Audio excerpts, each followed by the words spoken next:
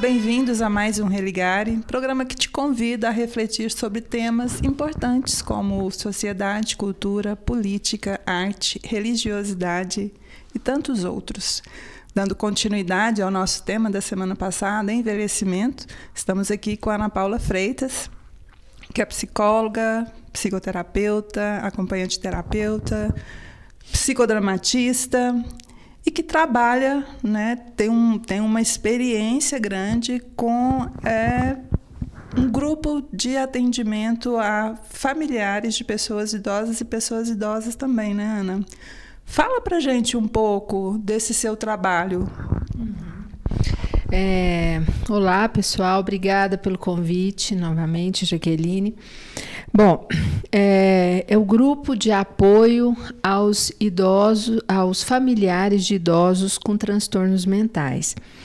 Esta ideia, ela surgiu a partir de uma demanda que eu recebi de uma colega cujo pai estava com um diagnóstico recente de doença de Alzheimer e já um interesse meu há um tempo para dar um apoio para as pessoas, para as famílias de pacientes que eu atendia, idosos, que eu atendia no acompanhamento terapêutico, que tinha as dificuldades de relacionamento, de convívio, do que fazer diante de um diagnóstico de demência, especialmente, mas não somente. Também a ideia era ter um espaço de escuta para aquelas famílias cujo familiar com doença mental, desde a idade adulta, estava envelhecendo. Então, você tem um pai, um irmão que tem um diagnóstico de doença mental na idade adulta, como transtorno bipolar, esquizofrenia, outros tipos de transtornos, e que ele teve esse diagnóstico na idade adulta, só que são doenças que se cronificam. E essa pessoa vai envelhecer. Então, como a família vai lidar com todas essas questões quando essas questões, esses problemas essas turbulências decorrentes da doença mental, quando ele estiver lá na velhice? Então, surgiu daí, em 2015, né? Então, desde 2015, a gente se reúne mensalmente, é um grupo aberto à comunidade, para que as pessoas possam ir e trocar ideias a respeito do cuidado. Falar das dificuldades, trocar experiências, e tem sido muito proveitoso para quem participa. Que tipo de conduta ter diante de uma crise? Quando a pessoa tem uma crise, né? Por exemplo, na demência, especialmente nos primeiros anos, né? Devido à confusão que as várias demências, demência vascular, demência do tipo Alzheimer, elas vão causando, né? Na pessoa. A pessoa fica muito desorientada.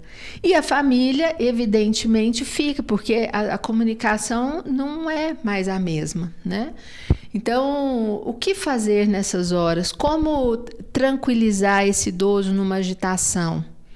Como lidar com a parte de alimentação?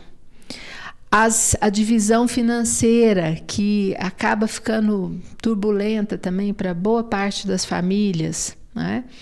Qual é o melhor momento de institucionalizar? Eu devo institucionalizar? O que pode esse idoso com fragilidade? Então, estas questões que acabam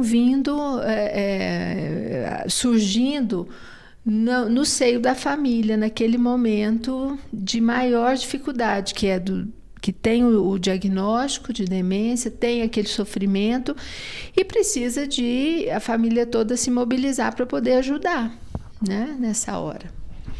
Em institucionalizar também acaba sendo um problema, né, Ana? Porque muitos membros da família acreditam que se institucionalizar o seu idoso, está abandonando ele. E não é bem isso, né? Então, depende do que você, né, do que você, dessa relação, essa que é uma relação que é até construída ao longo de anos, né? E a maioria das pessoas, eu posso te garantir, a maioria das famílias são muito cuidadosas com os seus familiares idosos. Realmente se importam e realmente querem fazer o melhor.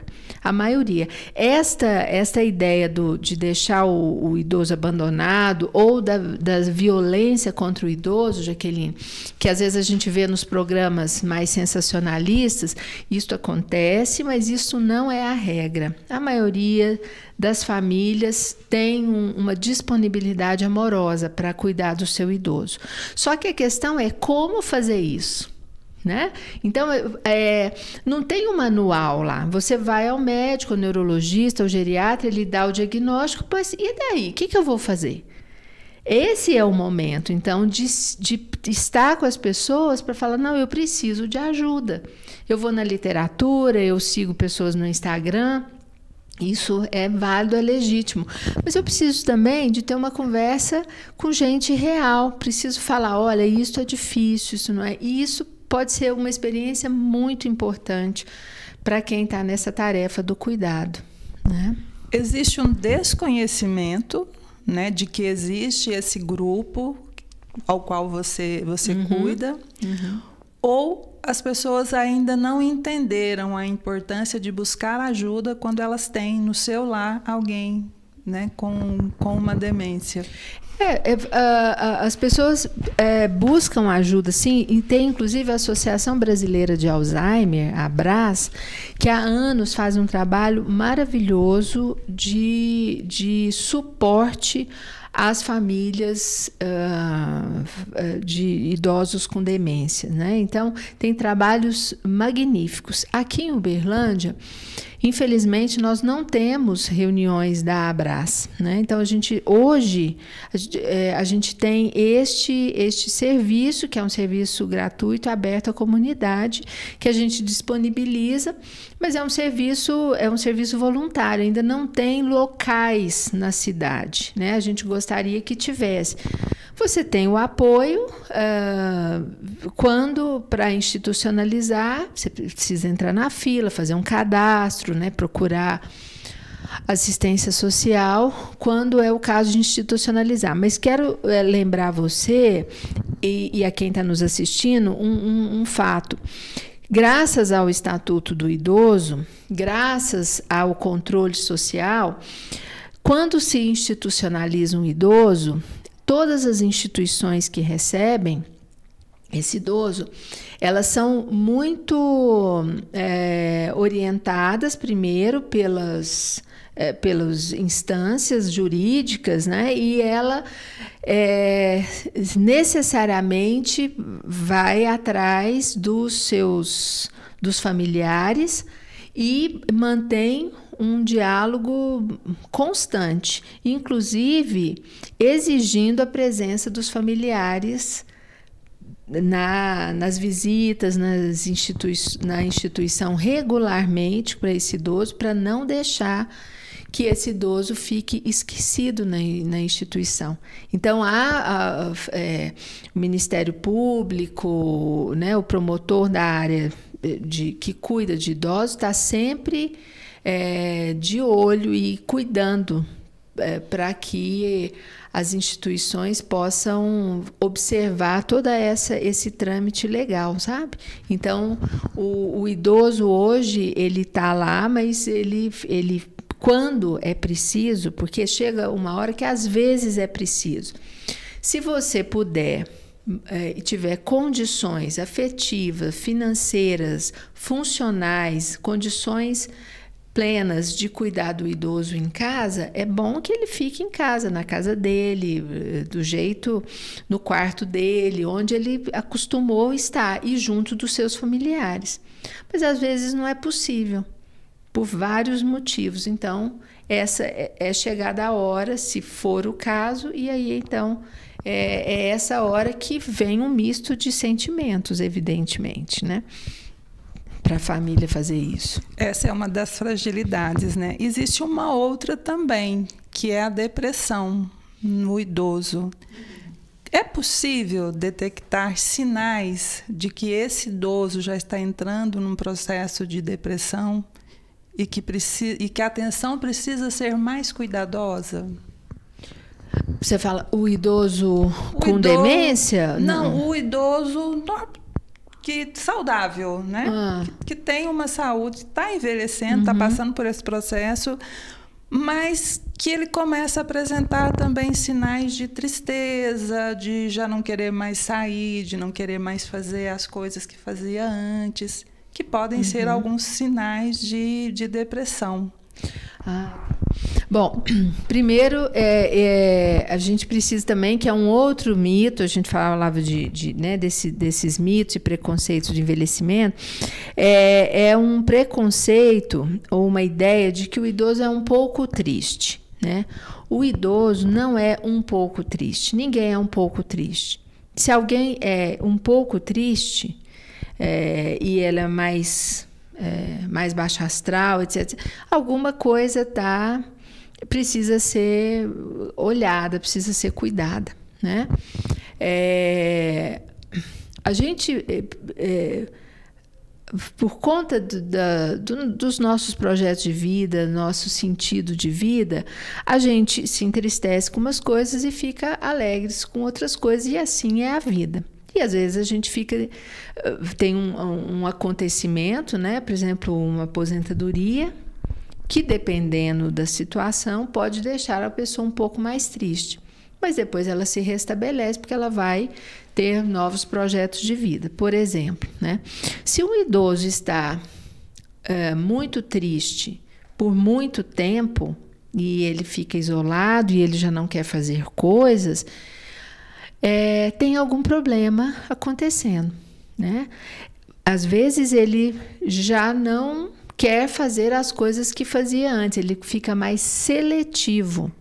E tá tudo certo, porque a gente vai envelhecendo, a gente vai ficando mais seletivos em vários aspectos da nossa vida, né? Porém, se ele ia à igreja, à missa, e não quer ir mais, se ele participava do grupo da Unibiótica e não quer frequentar mais, se ele gostava de pescar e não gosta mais, se ele gostava de ler um jornal, ler um livro, e ele deixou de fazer isso, e ele está para baixo, ele está cabisbaixo, ele não quer mais fazer as coisas que ele gostava de fazer, alguma coisa está errada, né? Então, não é porque ele ficou velho, não é porque ele entrou no 70, no 80, não é porque ele se aposentou, não. Precisa de investigar, né? E cuidar se for necessário. A espiritualidade, para esse grupo de pessoas maduras, em alguns casos, ela se apresenta como um lugar de paz, de tranquilidade. É como se estar vivendo a sua religião, né, a sua fé, fosse resultado de algo que ela construiu ao longo da vida dela. Esse espaço da religião é uma forma também de ajudar essas pessoas idosas a dar continuidade, né, a essa vida mais ativa, mais saudável? Sem dúvida nenhuma. A dimensão espiritual é uma das dimensões que nós temos na nossa existência, junto com a dimensão psicológica, né, a dimensão social, a dimensão física. E especialmente no envelhecimento, que é a última etapa da vida da gente, é aquela etapa em que a gente olha para frente e a gente fala, bom, ali eu já estou finalizando a minha estada aqui na Terra. E independente da minha crença em o que vai acontecer depois da morte, fato é que eu estou olhando para ela com uma proximidade maior do que quando eu tinha 20 anos. Né? E a morte, ela é uma ótima conselheira para nós, porque quando a gente olha para a morte, a gente olha para a vida da gente e pergunta: e daí? O que eu ando fazendo da minha vida? O envelhecimento, quando temos consciência nele, quando temos clareza do que está acontecendo com a gente, é uma ótima oportunidade da gente fazer essa reconexão. Por isso o Religare, né? O programa de vocês, o Religare, é uma reconexão com essa espiritualidade, o que significou para mim o que eu vivi, o que significa para mim o que eu vou viver pela frente e o meu presente, o que significa estar agora com os meus familiares, com as pessoas que eu amo, com os meus amigos, né? Qual é o sentido que eu vou dar para essa existência neste momento? Então, a dimensão espiritual é muito importante. Isso do ponto de vista individual. E, sem dúvida nenhuma, do ponto de vista social, é maravilhoso, né? Você está celebrando a missa, você está numa celebração, numa festa, né, junto com as pessoas, a festa da igreja, você está numa excursão, você, né, fazendo uma viagem, fazendo o turismo. Então, tem o ponto, a dimensão espiritual, o ponto do cuidado com a própria fé, com o próprio sentido de vida, e na dimensão do coletivo, estar com as pessoas, que é também uma ação que traz muito sentido. Estar com as pessoas, com a família, com os amigos, que traz muito sentido para a nossa existência, que faz a gente pensar: valeu a pena, não valeu a pena, o que mais falta para eu fazer, né? O envelhecimento é um processo natural e individual. A velhice é uma construção social. Com essa experiência que você tem, Ana, de trabalhar com pessoas idosas, né, de ajudar as pessoas a encontrarem possibilidades, né, de ter uma vida mais saudável, quais sugestões você pode deixar para nós, né, que estamos nesse processo de envelhecimento, para a gente continuar, né, cuidando do nosso dia a dia, ajudando aos nossos idosos em casa a ter uma vida mais saudável e valorizando os nossos idosos, né? Porque se estamos aqui é porque, de alguma forma, eles fizeram o trabalho deles, né, para que a gente pudesse estar aqui. Quais sugestões você pode nos dar para continuar envelhecendo saudavelmente? Difícil, Jaqueline. Bom, é difícil pensar numa receita, né, ou dicas, né? Dicas, sempre a gente fala algumas coisas e deixa outras tantas de fora, né? Eu acho que, assim, uma coisa que me é muito cara, que eu procuro fazer comigo e talvez eu colocasse aí numa prioridade, que é estar sempre cercada de pessoas que você gosta e ama. Valorizar as relações. Para mim, esse não se isolar, estar junto com as pessoas, buscar a sua família, os seus amigos, as pessoas que são importantes. Cuide das relações. Esse eu acho que é um primeiro ponto, né? Não vamos cair na facilidade que a gente tem hoje do isolamento. Nós temos mais facilidade para nos isolar hoje, como nós nunca tivemos, né? Porque a gente pode fazer quase tudo não precisando das pessoas, usando a tecnologia. Então, ao mesmo tempo que a gente está muito conectado, a gente está muito desconectado pessoalmente, fisicamente. Eu acho que esse é um ponto, né? Evidentemente, os cuidados, o autocuidado é uma outra coisa, né? Que é preciso a gente fazer, a gente cuidar do corpo, colocar ele em movimento para sempre, né? Colocar o corpo em movimento, numa atividade física, numa dança, no que você gostar, é também uma forma de você se colocar em movimento. No final das contas, é isso, né? Você se colocar em movimento. E esse ponto que você trouxe por último, que eu acho que é importante também, que é o do religar, que é o olhar também um pouquinho para você, olhar no entorno, né? E pensar o sentido de vida, que pode ser algo que ajude muito para você saber o que eu estou fazendo agora, o que eu quero, o que eu posso, o que eu não posso, que contribuição que eu posso dar para o meu entorno, né? Também, o que eu posso fazer aqui no meu entorno. Não é questão de fazer diferença, né? Vou fazer a diferença individualmente. Não, mas assim, que contribuição que eu posso dar, que eu posso receber, que eu posso trocar em última instância, né?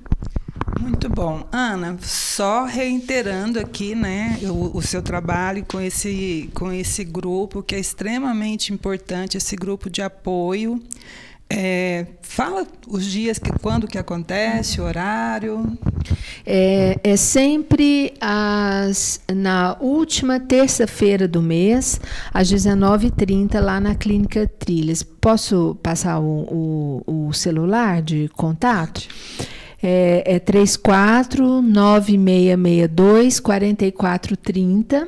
É o WhatsApp lá da clínica para você. É só chegar, você pode chegar, não precisa. É gratuito, é aberto à população. Mas é preciso que você ligue, porque é um número limitado, né? O nosso espaço é limitado. Então, as pessoas podem chegar lá e dizer, olha, eu quero participar, e vão ser muito bem recebidos.